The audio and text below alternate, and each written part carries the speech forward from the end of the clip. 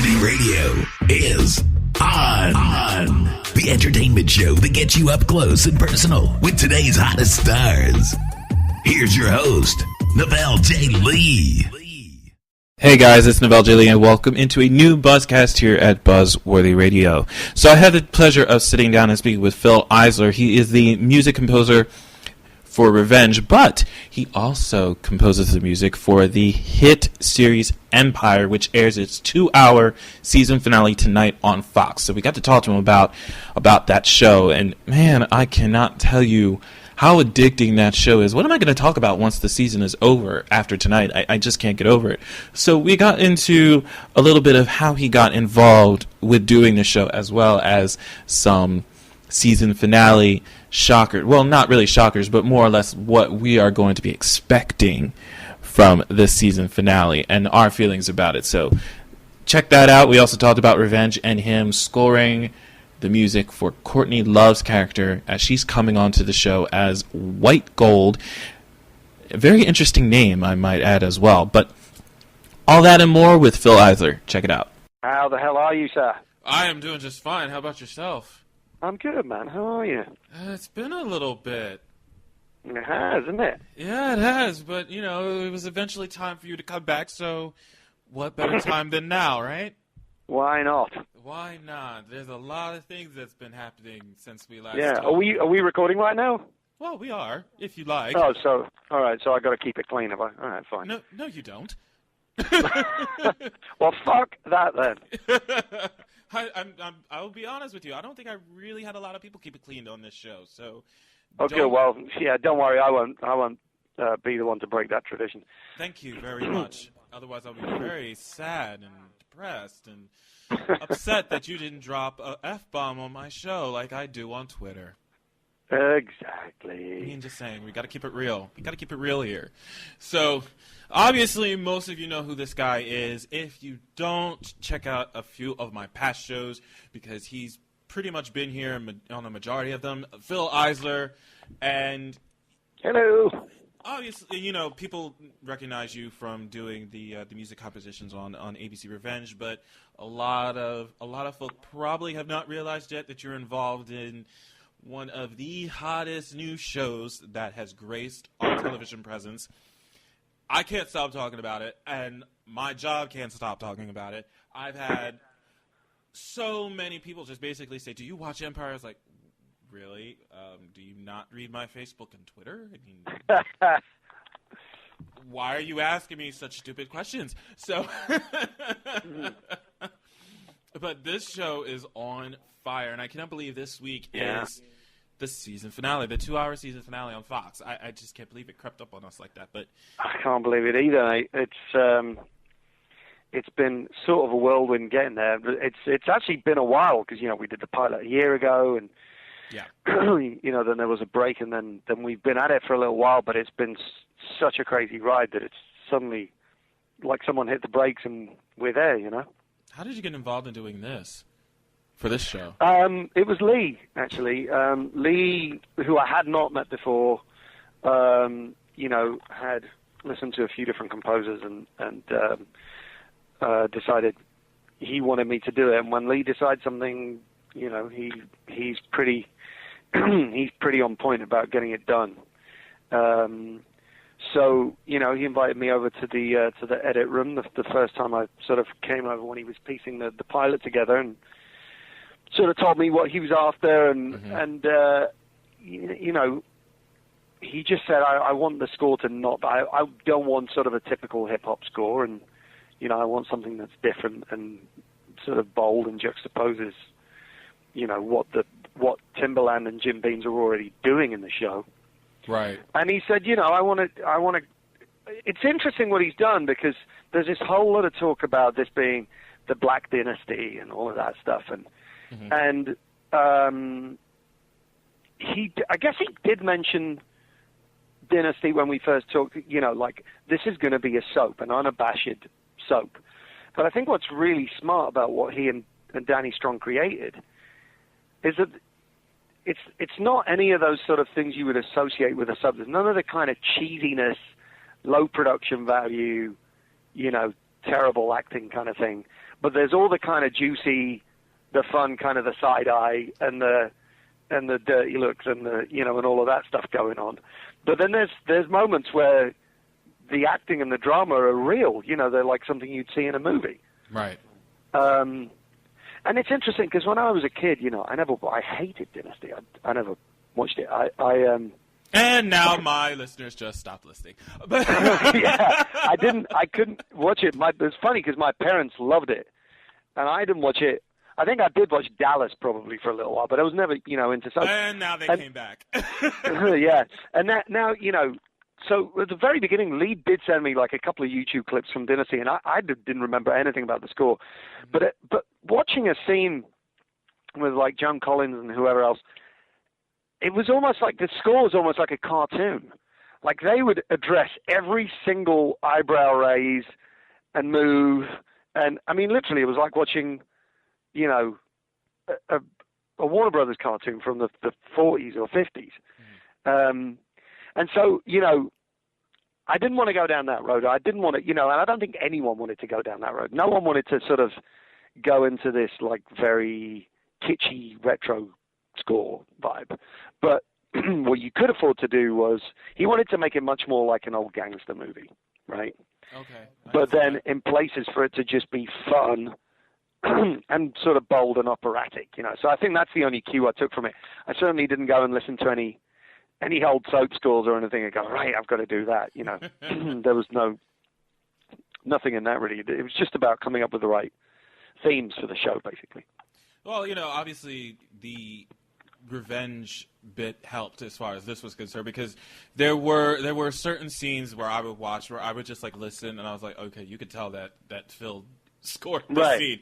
It's just like that this was his piece of music, especially when you get to the scenes where it needs to be heavily emphasized with the music. And it's funny you mentioned as far as Dynasty is concerned. I mean, I did watch it. I mean, I never watched it originally, but I watched it when it was in reruns. I was too young to really pay that much attention to the show. But when I did watch it when I was older, I would listen to how the music was portrayed in the scene. But the thing was for me, where you described it as like a Warner Brothers cartoon, for me, I described it as more or less like they're trying way too hard to sell the work that's being done in the scene, and it just takes away from what you're watching. And not to knock the actors in the show, believe me, but I'm sorry, it just basically I couldn't really be into it just simply because they really had to go above and beyond with the score to basically make it seem like it was a dramatic scene. I was like, well, right. That seems to be the sort of the derogatory thing about soaps, is that the music is selling bad acting, right? Mm-hmm.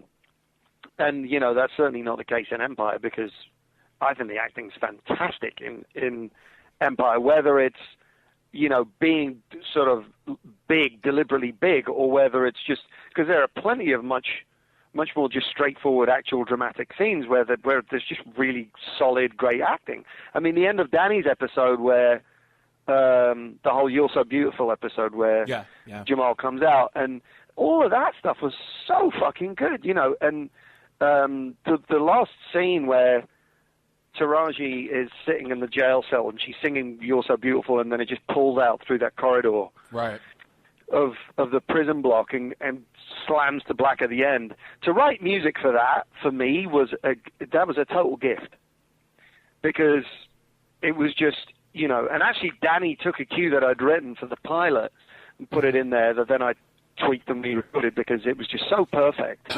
Excuse me. It was really kind of his genius about knowing exactly where the music should be, and just like he knows where the camera should be and what the actor should be doing, he knew what the music should be doing. Right. It seems with this show, the acting is pretty much setting up the music. I mean, that is like, the acting outsells the music. It just, like, the music comes in second, because you really don't feel like the music is overtaking anything that they're doing on the show. Right. It just like it adds more emphasis to the music than anything else. And we talked a lot about that, about the music not being kitschy or too soapy.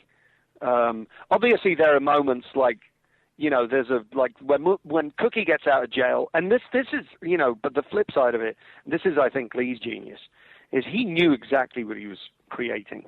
I mean, when we go to the final dubs, the mixes, where we basically mix the score and all the sound effects and the dialogue together, I sit there with Lee and with Danny, and with Eileen Chaikin, with our showrunner, and we go through the episode, and we address all the little sort of nips and tucks that have to happen in the mix. And when Lee watches it, he's there roaring with laughter, like screaming, because he's just like, it's so good, it's so good, and it's and I think that where his genius in it is that, for instance, that cue where Cookie gets out of jail, right, and you get this big act out with the strings kind of doing this sort of like really strident sort of ostinato, this dun dun dun dun dun dun dun dun dun. And when we first did it, I did a much more polite version of that cue, and Lee heard it and just went, "Hell no!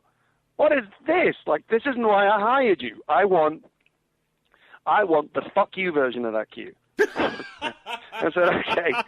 So that's what I wrote. That's the fuck you version of that cue, and and I always was so afraid that it was a bit over the top and it was a bit much. And then he literally, basically, we went to the premiere, which was at the ArcLight here in LA. And when that scene came on and that cue came up, the entire theater stood up and started just screaming. The whole theater were on their feet. And I was sitting there in the middle of all this, and I sort of went, "Oh, okay. Now I get it." Because, and part of it is because the songs and the hip hop moments are so strong, right? That in some places the score sort of needs to match it. Because if so basically, I guess the MO of the score is you have to stay out of the way when it's time to stay out of the way. Mm-hmm. You have to, and it has to be much more like a movie. We talked a lot about, gangster movies from the 40s, 50s, and 60s. We talked about Michael Mann's movies. We talked about, stuff, Kubrick. We talked about that kind of thing. But then when it's time for the score to be dramatic, the score has to be dramatic. Right. So it's a fine line to tread. You have to stay away from the cheese and the schmaltz, but you have to not be afraid to bring it when it's time to bring it. Exactly. Like, when to go off, but then when you really need to come in, you come in, and you come in spades. So right. Yeah. Right. And it works on this show. It really does. It's just, everything just fits so perfectly together, and I just can't say enough about it's a great show, man. I'm so proud to be part of it. It's really fun. I mean, it's just so well rounded and so well produced and well written and everything. I've never seen a show like this come in, especially now, to where it has garnered so much attention, and it keeps growing week after week after week. Yeah, I know. It's crazy. It's just become this national phenomenon. I mean, it's incredible working with people that are basically this good, because from Lee, Danny, and Eileen on down, it's just that they've surrounded themselves with really good people. That the cast, the crew, the editors, everybody is just great at what they do. And it shows, when you get to the end of every week and you end up at the final mix, we're all just sitting there going, fucking hell. Mm-hmm. Not to sort of sit there patting ourselves on the back or anything, but just, it's amazing being around people who are so good at their jobs, and just watching them do their work, Right. It's sort of how it should be, really. Have you, when you score this show, have Mm-hmm. you used any of your... should I say the word techniques or techniques that you put in when you score this show, you've taken it into other shows, like something like that? I mean, look, whatever you do as a composer, you bring your sort of, bag of knowledge or whatever you want to call it that you've gathered in your whole life. It's impossible not to. You bring your voice to it, and hopefully that's a plus, Mm-hmm. But at the same time, I don't want to borrow anything from any other show, and I don't want to